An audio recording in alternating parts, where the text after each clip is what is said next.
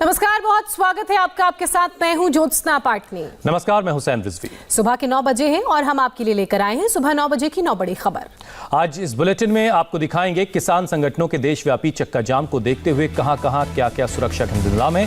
दिल्ली हिंसा के सामने आई नई तस्वीरों में कितने गुनहगार दिखे और बंगाल में आज बीजेपी की रथ यात्रा को लेकर क्या हो रहा है।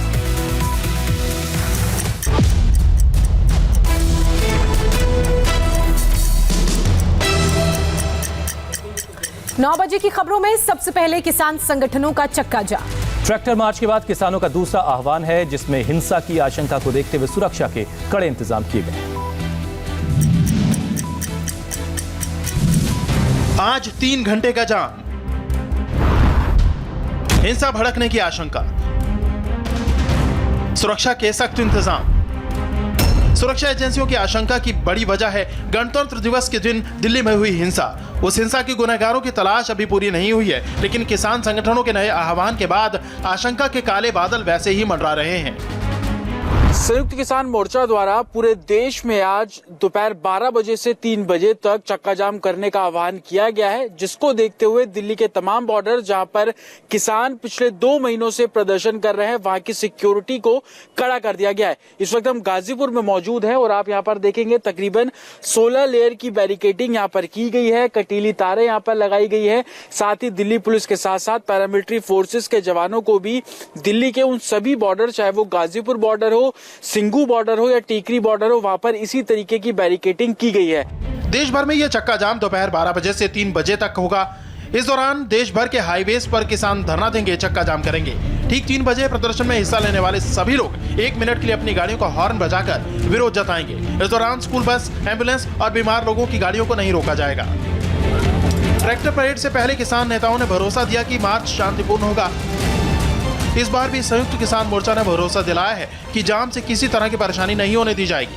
प्रदर्शनकारियों को ये निर्देश दिए गए हैं कि वो किसी भी अधिकारी, कर्मचारी या आम नागरिक के साथ टकराव में शामिल ना हो।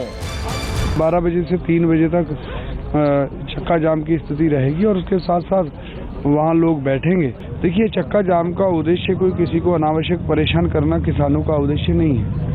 ये एक मैसेज देना है सरकार को कि पूरे देश के किसान जो हैं वो इस आंदोलन के साथ हैं। चक्का जाम में भी ना हिंसा होगी, ना ही कोई ऐसी घटना होगी किसानों की तरफ से कि जो भी हिंसा अगर होती है तो वो प्रायोजित हो सकती है। किसान ना हिंसा की है, किसानों ने ना करेंगे। आज के चक्का जाम को लेकर किसान नेताओं, किसानों की जो भी रणनीति हो, दंगाइयों, उपद्रवियों की जो भी मंशा हो, लेकिन पूरे देश भर की पुलिस एक्टिव है। दिल्ली में खास एहतियात बरते जा रहे हैं।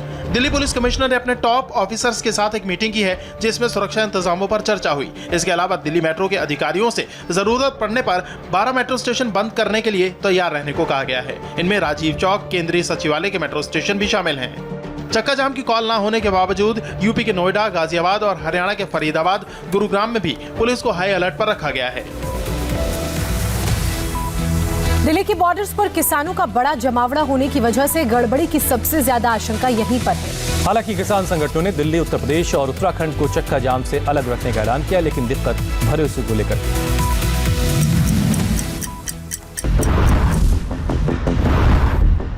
कुछ लोग वहाँ हिंसा फैलाने की कोशिश करते हैं। ये हमारे पास में पक्की रिपोर्ट थी। हमने जनहित को देखते हुए उत्तराखंड और उत्तर प्रदेश को इस चीज से अलग रखा। राकेश टिकैत को दिल्ली, यूपी और उत्तराखंड में संभावित गड़बड़ी की आशंका किन खुफिया सूत्रों से मिली, ये तो वही जाने, लेकिन इसकी गारंटी क्या है? जहां चक्का जाम होगा वहां सब कुछ शांतिपूर्ण होगा।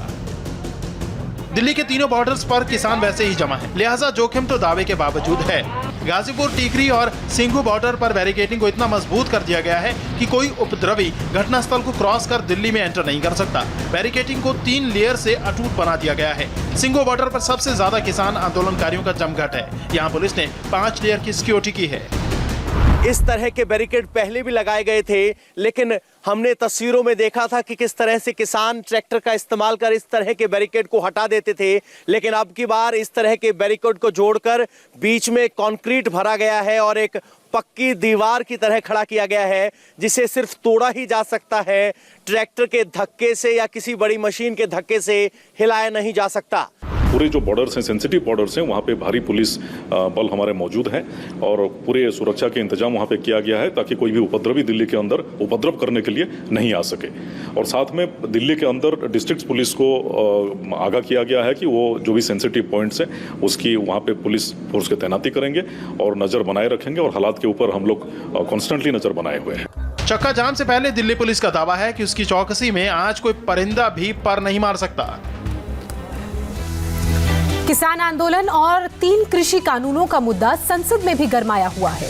राष्ट्रपति के अभिभाषण पर चर्चा के दौरान विपक्ष ने सरकार पर दबाव बनाने की कोशिश की।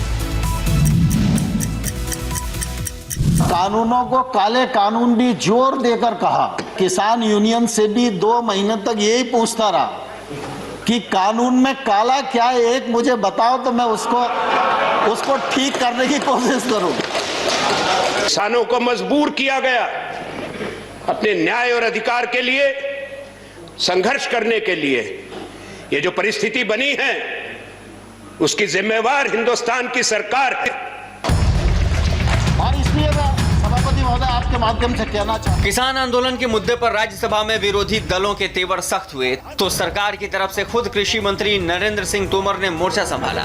तोमर ने कहा कि किसान और विपक्षी दल जिन किसान कानूनों को काला कानून कह रहे हैं उनमें काला क्या है ये बताने को तैयार नहीं। उन्होंने कहा कि नए कानून के जरिए केंद्र सरकार तो किसानों का टैक्स का बोझ कम कर रही है। केंद्र सरकार का एक्ट टैक्स को खत्म करता है जबकि राज्य सरकार का एक्ट टैक्स देने पर बाध्य करता है। जो टैक्स ले रहा है, बढ़ा रहा है, आंदोलन उसके खिलाफ होना चाहिए या जो टैक्स फ्री कर रहा है उसके खिलाफ होना चाहिए।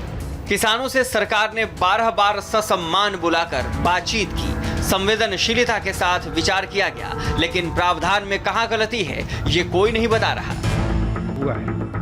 लोकसभा में कृषि कानूनों को लेकर विपक्ष ने जमकर हंगामा किया जिसके बाद सोमवार तक लोकसभा की कार्यवाही स्थगित कर दी गई है। सोमवार को पीएम मोदी भी संसद में चर्चा का जवाब देंगे जिसमें वो किसानों के मुद्दे पर अपनी बात रख सकते हैं।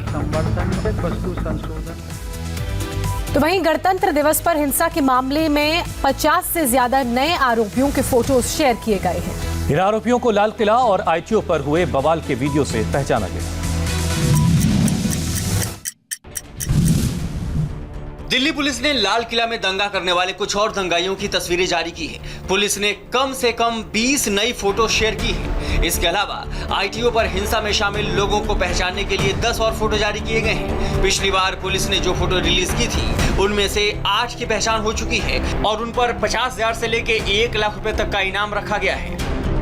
26 जनवरी को हंगामा करने वाले करीब 130 उपद्रवी गिरफ्तार हो चुके हैं। सोशल मीडिया के गलत इस्तेमाल के लिए 40 से ज्यादा केस दर्ज किए गए हैं। अब तक पुलिस को हिंसा के 1000 से ज्यादा वीडियो मिले हैं। फेस रिकॉग्निशन टेक्नोलॉजी की मदद से एक चेहरे की पहचान की जा रही है।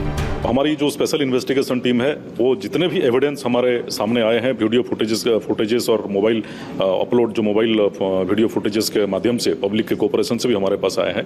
इस तरीके के 1000 से ज़्यादा वीडियो हमारे पास हैं। उन तमाम वीडियोस की जांच कर रही है हमारी स्पेशल इन्वेस्टिगेशन टीम। पुलिस को हिंसा के ज्यादातर वीडियो आम लोगों ने ही दिए हैं। पुलिस का कहना है कि आम लोगों से जिस तरह का सपोर्ट मिल रहा है उसके बाद उन्हें पूरा यकीन है कि तिरंगे का अपमान करने वाला एक भी अपराधी नहीं बचेगा। दिल्ली दंगे की साजिश जिस टूल किट से रची गई थी पुलिस अब उसका इतिहास भूगोल खंगाल रही है और इसीलिए दिल्ली पुलिस ने गूगल से किसान आंदोलन के बहाने देश को बदनाम करने वाले टूल किट की डिटेल मांगी।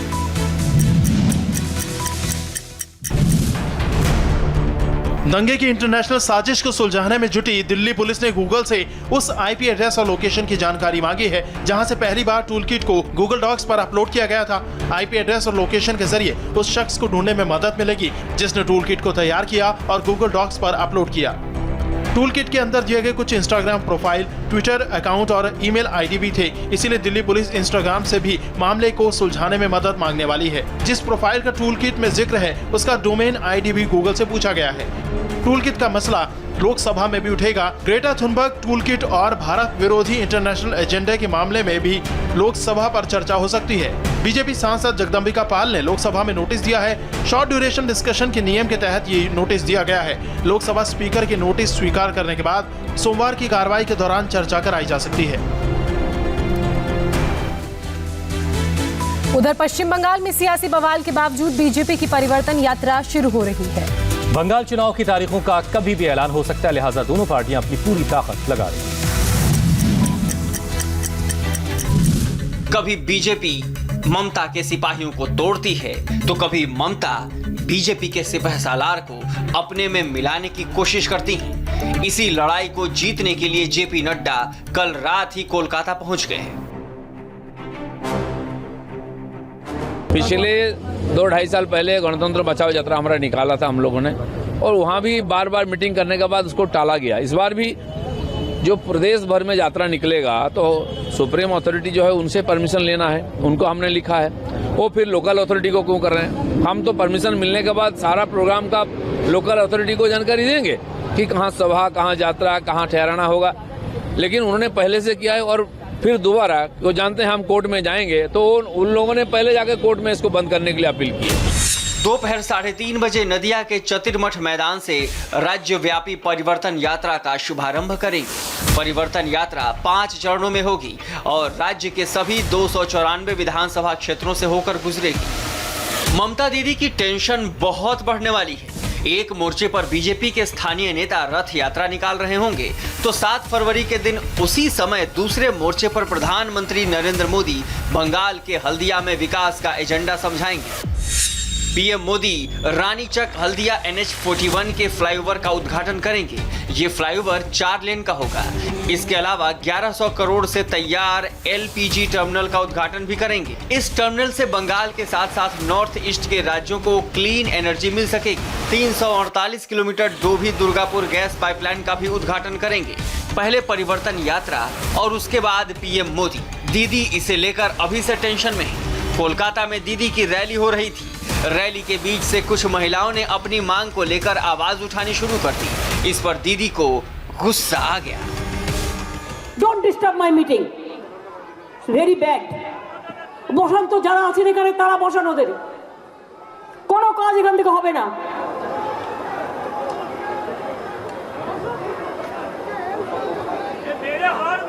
দেখলে এতক্ষণ নেই যে আমি বলতে উঠলাম সঙ্গে সঙ্গে 3-4 জন প্রত্যেকটা মিটিংয়ে ফিট করে রেখে দিচ্ছে।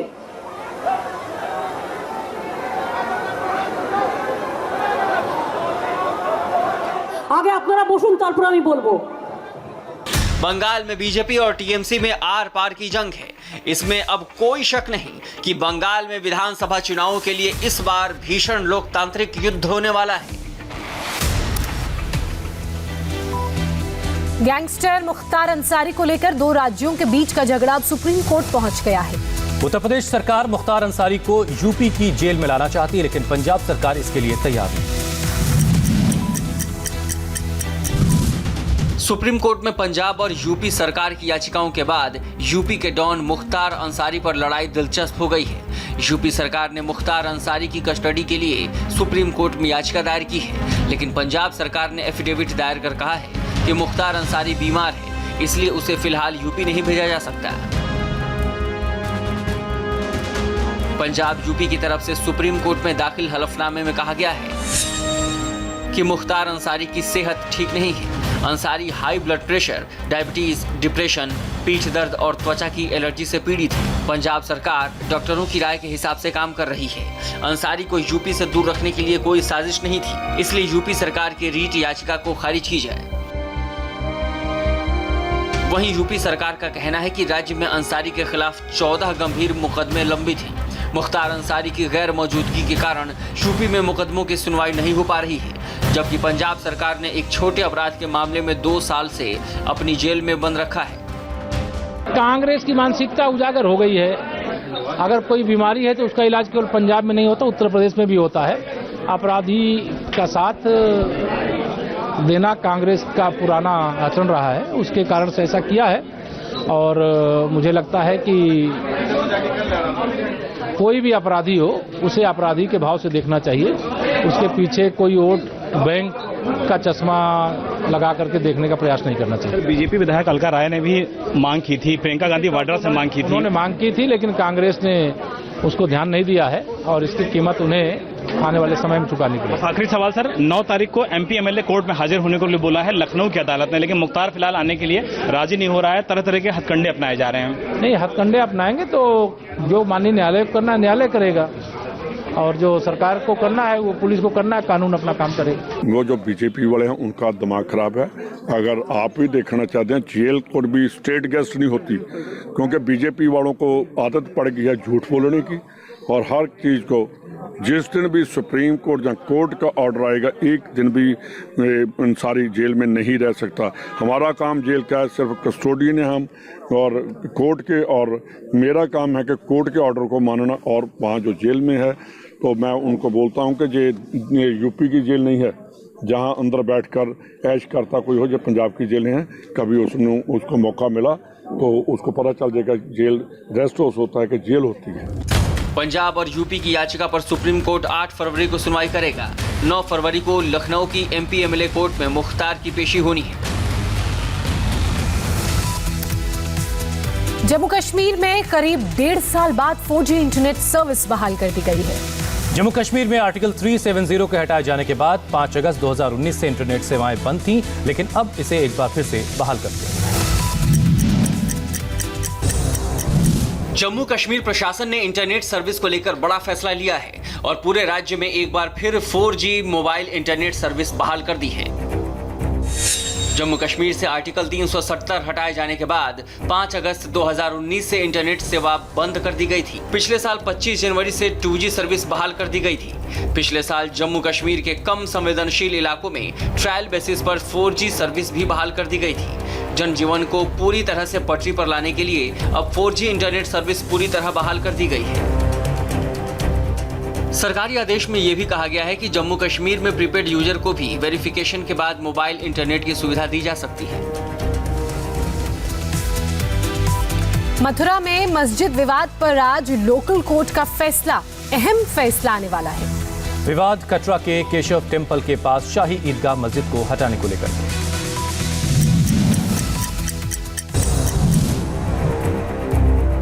मथुरा की डिस्ट्रिक्ट कोर्ट ने श्री कृष्ण जन्मभूमि ट्रस्ट और शाही ईदगाह मस्जिद के बीच जमीनी विवाद को लेकर नए सिविल सूट पर फैसला 2 फरवरी को ही सुरक्षित रख लिया था। आज कोर्ट के फैसले से तय हो जाएगा श्री कृष्ण मंदिर के पास बनी शाही ईदगाह मस्जिद की जमीन को लेकर याचिका सुनवाई के लायक है या नहीं।